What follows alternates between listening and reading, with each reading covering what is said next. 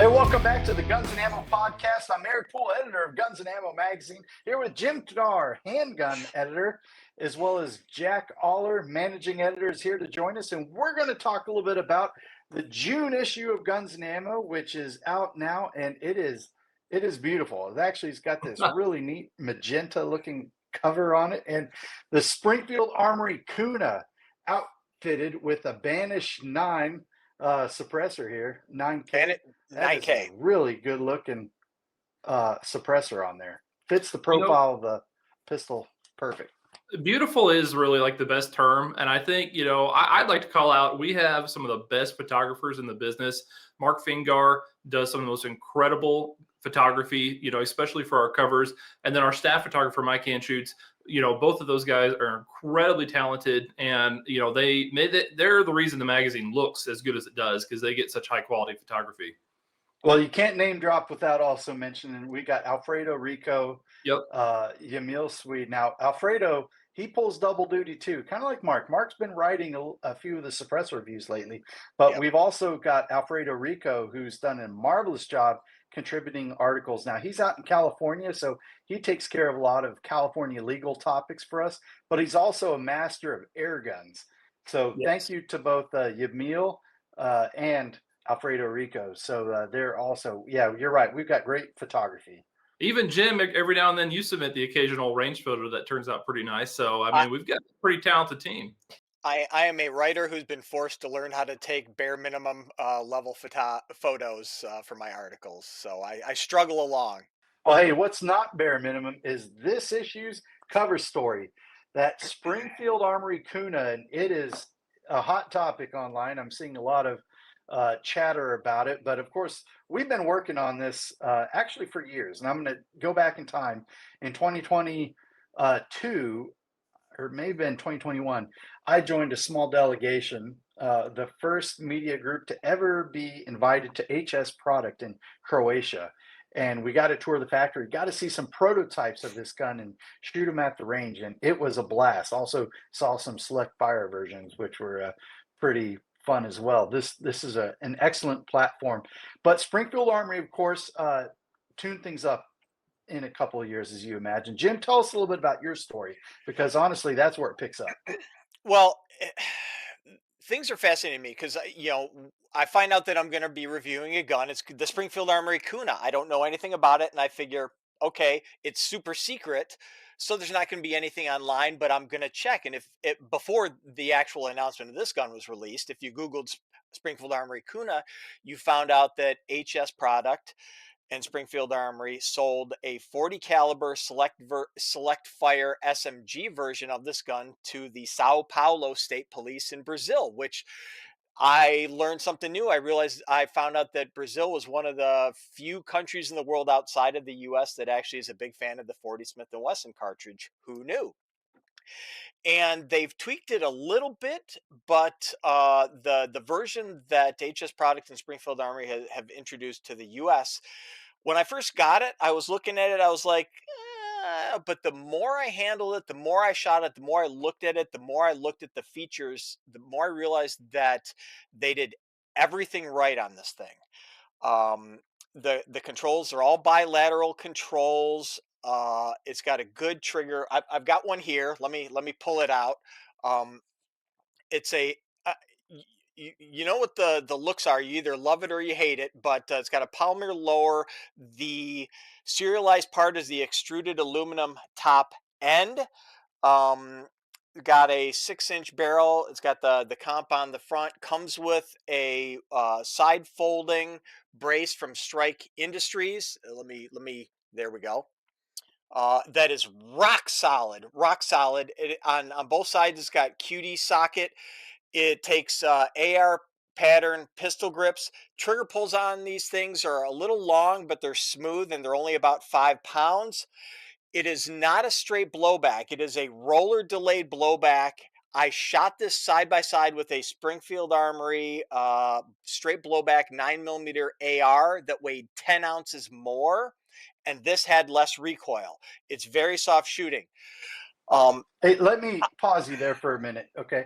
you're throwing out a lot of really interesting details, but one of them, again, that roller delayed blowback, why that's important to people who aren't familiar about it is that it makes reference to the legendary HK MP5 series and some of their GT rifles. Tell us a little bit about what a roller delay system does, how it delays it, and why that's important and different than, say, a straight blowback design. Most 9 millimeter guns like this, submachine guns, pistols, semi-autos, whatever, are straight blowback in that when you pull the trigger, all of the force from the igniting cartridge goes straight back towards the shooter. And so the only thing counteracting that recoil force is a recoil spring and the weight of the bolt. And generally the way the guns tame that recoil is by having heavy bolts. And because it's a heavy bolt, that means it takes a little bit longer to unlock so that all of the gases are out of the barrel before the bolt is enough for the case to start flying out of the chamber. The problem with that heavy bolt is that heavy bolt is slamming back into your shoulder, and generally you've got a little bit more recoil. A 9 millimeter AR that's a straight blowback has actually more recoil than one chambered in 223 5.56 because of just the recoil system. When it comes to a roller delay blowback, there are a bunch of different ways to do it. The HK system has rollers that pop out into chamber recesses, and it's pretty complicated. This one, it's very simple. It has a stainless steel roller that locks into the top of the chamber on the top of the barrel, and it is spring loaded. There's a very strong spring on it. When you pull the trigger, those recoil forces bear against that roller at first. And so that bolt is locked up until the force of that spring can be overcome. And only then does the bolt start moving backward. And as a result, you can have a lighter bolt and thus less felt recoil. So this Kuna weighs less than a 9 millimeter AR, and yet has less recoil because of that roller delay blowback system, which I love. Hey, Jim, so a lot of people are going to want to and already have drawn comparisons to the roller delay system with the HK. What is important though is it as reliable as the HK's reputation for the MP5? Well, this is a relatively new gun. I don't know if anything could ever be deemed more reliable than the MP5, the HK MP5, because it's been in service for 60 years now, coming up on 60 years. It is, when it comes to 9 millimeter subguns, it's the standard against which everything else is and should be judged. This is actually simpler, um, and because it's simpler, I think it should be very robust and very reliable. But also because it's simpler, it's less expensive. Uh, the this gun without the brace whatsoever has suggested retail of 999. With the brace, it's 1149, and I'm seeing it on sale already for $100 less than that. And that's a great deal because this is a very cool gun. And I tried choking it. I fed it all sorts of different rounds, hollow points, full metal jacket, and it it basically feeds anything that you might want to put into the gun. Uh, and again, even with plus P's, recoil is very manageable. You were Jim, telling I'll me jump in earlier, here.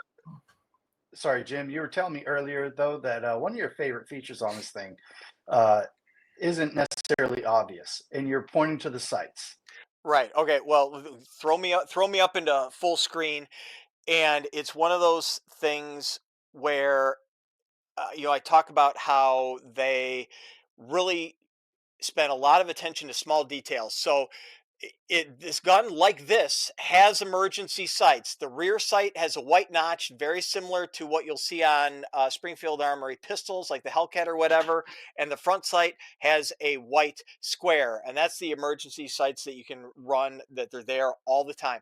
But if you want more precision sights, you flip up the rear and you can flip up the front, and you have an aperture, a fully adjustable for windage aperture rear, and you have a front that is click adjustable for elevation, which is, I just love that. And those are included in all of the guns, and so you don't have to worry about buying backup iron sights because the gun comes with them, fully featured iron sights. So you're good to go. Other than maybe throwing an optic on the gun and buying extra magazines, which they're inexpensive. They're projected to be only $24.99 a piece. So other than buying extra magazines and an optic, you're good to go on this gun right out of the gate. So, Jim, one thing that I liked about how you described in your article, so you're talking about more perceived recoil of a straight blowback versus this roller delayed, and like, what does that mean actually? Because they're both 9 millimeters. You talked about a Springfield Saint pistol in 9 and a 9 millimeter roller delayed blowback in the Kuna. You talked about the bounce of your aiming point. Getting back to the sights, talk a little bit like what did that look like? Under operation. What are you talking about when you're describing the bounce? Well, with that heavy bolt in a standard 9 millimeter AR, it's a big heavy weight that with every shot is slamming back into your shoulder. And you feel that. And then in addition to that, when you've got that big weight slamming back into you, it sends your dot up. And then you got to wait for it to come back down. With the Kuna, because the bolt carrier assembly weighs about half as much, you've got half as much weight going back into your shoulder. And also, because it's lighter, and really shooting this side by side with the 9 millimeter ARs are really the only way you're going to notice that. But the bolt on this cycles faster than on a 9 millimeter AR, and so you've got less weight moving faster. So the dot bounces, but it doesn't bounce as much. There's no weight slamming back into your shoulder, and because of that, and also because the reset on the trigger, there's a long take up, relatively good light 5 pound break, but the reset on it is so short that you can really run this gun hard and fast, and it likes it. You can do that all day long. And so that's what I'm talking about. Because you don't have that weight slamming back and forth, you don't, when you're shooting the Kuna, you don't feel it in your shoulder nearly as much as you would if it was a blowback 9 millimeter. And it's still a 9 millimeter, like recoil, like you're not Yeah. bruising your shoulder here. No. I think, but it's good to point out that, like, staying on target, keeping that, if you have a red dot, especially keeping it right center mass at say 25 yards, it's, you're not running off the target as easily as you would with a straight blowback design. And it's also, when I talked about Googling it, I found out that Brazil's got a 40 caliber version. If Springfield ever decides to bring the 40 caliber version to the US, that roller delay blowback will help absorb the increased recoil forces of that cartridge as well. And Yeah.